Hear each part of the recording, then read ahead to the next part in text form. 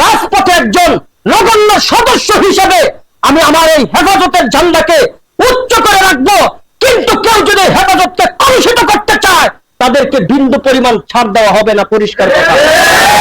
যিনি সৃষ্টি না হলে এই পৃথিবীর কোনো কিছুই সৃষ্টি হতো না, আপনার জন্ম হতো না, আমার জন্ম হতো না। ওই হৃদয়ের স্পন্দন মুহাম্মদুর রাসূলুল্লাহ সাল্লাল্লাহু আলাইহি ওয়াসাল্লামকে কটূক্তি করে আমাদের সামনে ইস্যু তৈরি করতে চায় তারা। আমার বিপক্ষে লেখেন, এটা আমার সৌভাগ্য। কেন? আরে ভাই, কত আলেম তো আছে, তার নিয়ে তো কোনো কলমই ধরা হয় না। নারায়ণগঞ্জে বহু আলেম আছে। নারায়ণগঞ্জের একজন সাংবাদিকও বলতে পারবে না যে মাওলানা ফেরদৌসের সাথে তার ভালো সম্পর্ক নাই। প্রত্যেকের সাথে আমার ব্যক্তিগত খুব সুসম্পর্ক, ভালো সম্পর্ক।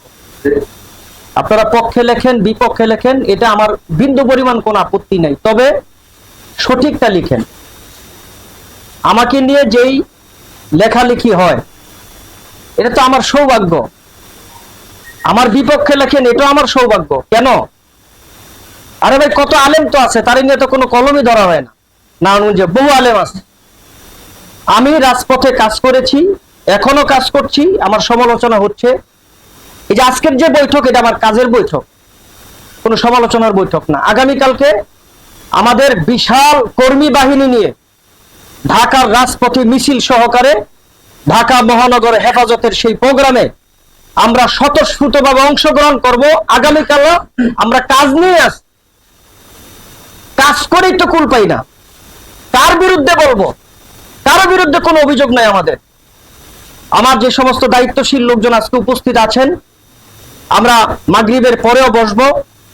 আমরা প্রতিটা ওয়ার্ড থেকে, প্রতিটা থানা থেকে সমস্ত তৌহিদি জনতা মুসলমানদের আমি উদাত্ত আহ্বান করছি যে আসেন, এই সুযোগে আমরা যদি কাঁধে কাঁধ মিলে কাজ না করতে পারি, এই সুপার সুযোগ বাংলাদেশে আর তৈরি হবে কিনা আমার সন্দেহ। এজন্যে আসেন, এমন একটা মাঝে মধ্যে এমন একটা ইস্যু আমাদের সামনে তুলে ধরে। দেখেন, ডিসি অফিসে আপনাদের সাথে দেখা হয়, ডিসি অফিসে আমরা কিসের মিটিং করি? আমরা হিন্দুদের মন্দির পাহারা দেওয়ার মিটিং করি। কিসের মিটিং করি? আগামী 9 তারিখে সবচেয়ে বড় পূজা তাদের, সেখানে কিভাবে সহযোগিতা করা যায় ওই মিটিং নিয়ে ব্যস্ত।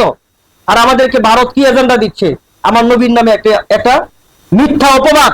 যিনি সমস্ত মানব জাতির জন্য রহমত, যিনি সৃষ্টি না হলে এই পৃথিবীর কোনো কিছুই সৃষ্টি হতো না, আপনার জন্ম হতো না, আমার জন্ম হতো না। ওই হৃদয়ের স্পন্দন মুহাম্মদুর রাসূলুল্লাহ সাল্লাল্লাহু আলাইহি ওয়াসাল্লামকে কটূক্তি করে আমাদের সামনে ইস্যু তৈরি করতে চায় তারা। এটা কেন? রাসূল পাক সাল্লাল্লাহু আলাইহি ওয়াসাল্লাম তিনি বলে গেছেন যে ভারত অভিমুখে যে যুদ্ধ হবে, গজওয়াতুল হিন্দ, ওই গজওয়াতুল হিন্দের পূর্বাভাস এখন আমরা লক্ষ্য করছি। যুদ্ধ ছাড়া বাংলাদেশে যেইভাবে এই রয়্যাল এজেন্ট, বাংলাদেশে যেইভাবে ভারতের আধিপত্য বিস্তার হয়েছিল, কোন যুদ্ধ ছাড়া এই আধিপত্যকে দূর করা আমাদের পক্ষে সম্ভব ছিল না। আল্লাহ পাক না চাইতে আমাদেরকে মুক্ত করছেন, ভারতের আধিপত্য থেকে মুক্ত করেছেন। এখন আমাদের সময় তাদের বিপক্ষে একসাথে কাঁধে কাঁধ মিলে আমাদের অংশগ্রহণ করা। রসুলের দুশ্মন, ইসলামের দুশ্মন, কোরআনের দুশ্মনদেরকে এই মুহূর্তে বিতাড়িত করার সুযোগ আমাদের সামনে এসেছে। মিডিয়ার মাধ্যমে আমি পদ নিয়ে কাজ করতে অভ্যস্ত না, পদ আমার প্রয়োজন নাই। যাদের পদ দরকার আপনারা সবাই নিয়ে যান। আমি কর্মী হিসাবে কাজ করতে চাই। কর্মী হিসাবে যদি সুযোগ না পাই, এখানে আমার রক্ত আছে, আমি জেল খেটেছি, আমি রিমান্ডে গিয়েছি, এই সংগঠনের জন্য আমি অনেক ত্যাগ তিতিক্ষা দিয়েছি। এজন্য আমি রাজপথে একজন নগণ্য সদস্য হিসেবে আমি আমার এই হেফাজতের ঝান্ডাকে উচ্চ করে রাখবো। কিন্তু কেউ যদি হেফাজতকে কলুষিত করতে চায় তাদেরকে বিন্দু পরিমাণ ছাড় দেওয়া হবে না, পরিষ্কার কথা। আমরা সকলে ঐক্যবদ্ধ হয়ে হেফাজতে ইসলামকে সামনে সারিতে নিয়ে আসবো। হেফাজতের ব্যানার আমরা কাজ করব। হেফাজতে ইসলামকে আমরা ঐক্যবদ্ধ হয়ে একসাথে মাঠে কাজ করব। এই আহ্বান রেখে আজকের মতো এখানে বিদায়। আগামীকালকে দেখা হবে ঢাকার রাজপথে।